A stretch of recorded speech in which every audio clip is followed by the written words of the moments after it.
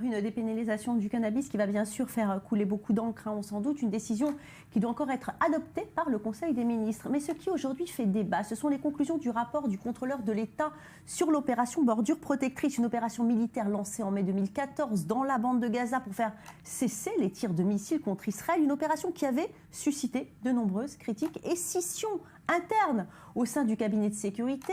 Le rapport doit être rendu très prochainement, mais le Premier ministre israélien a déjà rejeté les accusations de négligence au cours de l'opération. Regarde le sujet de Joseph Emmanuel et on en parle après. Le document n'a pas encore été publié, mais il fait déjà beaucoup parler. Car dans ce rapport sur l'opération Bordure Protectrice, le rapporteur de l'État met à mal la version du Premier ministre israélien. Le rapport affirmerait que Binyamin Netanyahou, Moshe Ya'alon, alors ministre de la Défense, et Benny Gantz, le chef d'état-major de l'époque, ont volontairement caché des informations au ministre du gouvernement sans prendre la mesure du danger. Le Premier ministre rejette catégoriquement ces accusations de négligence. En janvier 2014, nous dit Binyamin Netanyahou, 6 mois avant l'opération Bordure Protectrice, j'ai demandé un rapport des services de renseignement de l'armée et voici mes mots de l'époque. J'insiste sur 2 points. 1, les missiles.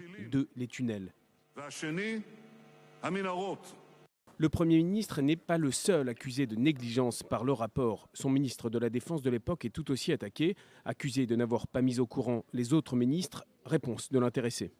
Un véritable leadership ne fait pas de politique pendant une opération militaire. Si nous avions agi pendant cette opération en fonction des sondages, nous serions encore embourbés à Gaza. À l'époque, en 2014, Avigdor Lieberman est ministre des Affaires étrangères. Mais il démissionne le 7 juillet, c'est-à-dire au tout début de l'opération Bordure Protectrice. Et c'est peut-être parce qu'il est de nouveau entré au gouvernement et qu'il est aujourd'hui ministre de la Défense qu'il modère son attaque contre le Premier ministre. Il n'y a pas de guerre au quart ou à moitié prix. Qu'importe où éclatera le prochain conflit, nous devrons utiliser toute notre puissance et ne plus faire un pas en avant et un pas en arrière. En revanche, l'actuel ministre de l'Éducation, Naftali Bennett, ne cache rien de son animosité contre son Premier ministre. Quand la guerre de Gaza éclate, il est alors ministre des Affaires religieuses, mais il fait alors partie de ceux qui préviennent Ya'alon, et le rapport le confirme. Le rapport sur cette opération est un véritable séisme sécuritaire, mais qui ouvre des opportunités, nous dit Naftali Bennett.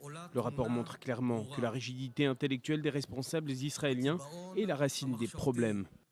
Le rapport du contrôleur de l'État affirme donc qu'Israël n'était pas préparé à la guerre de Gaza en juillet 2014. Il devrait être publié dans les prochains jours. Entre-temps, l'actuel chef d'état-major s'est discrètement mêlé de cette crise qui pourrait devenir majeure en affirmant que jamais la région frontalière avec Gaza n'avait été aussi calme qu'en ce moment.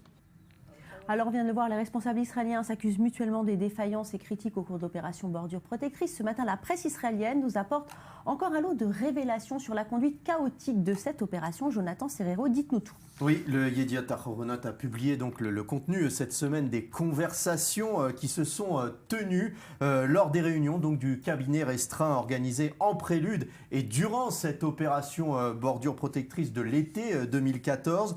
Des conversations pour le moins tendues entre l'appareil militaire et politique, notamment entre le chef d'état-major de l'époque, Benny Gantz, ses généraux, le ministre de la Défense, Moshe Ya'alon, et donc le chef du foyer juif, Naftali Bennett, et aussi Avigdor Lieberman, ancien ministre des Affaires étrangères. Un Naftali Bennett qui fustige dans ses conversations quasi dogmatiques, la prudence quasi dogmatique de l'appareil de défense israélien et son ministre Moshe Ya'alon qui accuse lui, son ancien collègue, de soutenir une position populiste et dangereuse. Je cite, ces conversations mettent en lumière aussi les hésitations de l'appareil militaire israélien sur l'envoi ou non de troupes au sol dans la bande de Gaza. Un appareil de défense qui apparaît aussi hostile au lancement d'une opération terrestre en vue de détruire tous les tunnels de l'enclave palestinienne. Un appareil de défense qui veut croire aussi à la volonté du Hamas de ne pas prolonger donc à l'époque les hostilités avec Israël. De son côté, Naftali Bennett et Avigdor Lieberman ont fait pression sur le Premier ministre Netanyahou pour faire entrer les blindés dans la bande de Gaza. Le Premier ministre a, lui, une position de quasi-arbitre entre les deux camps. Or, on s'en souvient, les multiples cessez-le-feu bafoués par l'organisation terroriste palestinienne et les multiples roquettes lancées sur tout le territoire israélien vont pousser donc Benyamin Netanyahou à faire entrer ces chars israéliens dans l'enclave palestinienne, dans la bande de Gaza, avec le prix lourd à payer que l'on connaît aujourd'hui. Mais Maurice, pourquoi ce rapport suscite autant de passion ?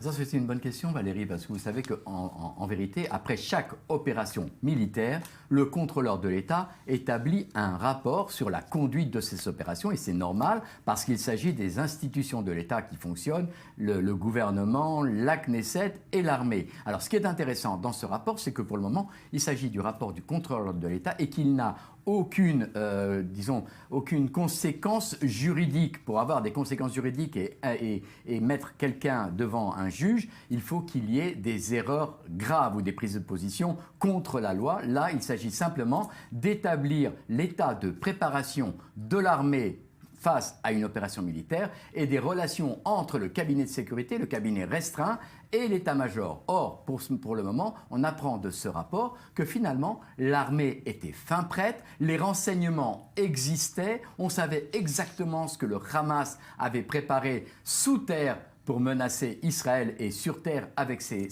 missiles et ses roquettes. Le problème, c'est que finalement, l'information n'a pas circulé du cabinet restreint, c'est-à-dire du Premier ministre et du ministre de la Défense, vers un cabinet de sécurité un peu plus élargi. Et c'est là où le bât blesse, sans parler des députés du pouvoir législatif qui, lui, étaient quasiment ignorants de ce qui se passait. Alors pourquoi tant de passion ? Parce que certaines personnes aujourd'hui veulent régler des comptes, notamment Naftali Bennett, Avigdor Lieberman et Benyamin Netanyahou, qui veulent absolument régler des comptes politiques sur le dos de l'armée.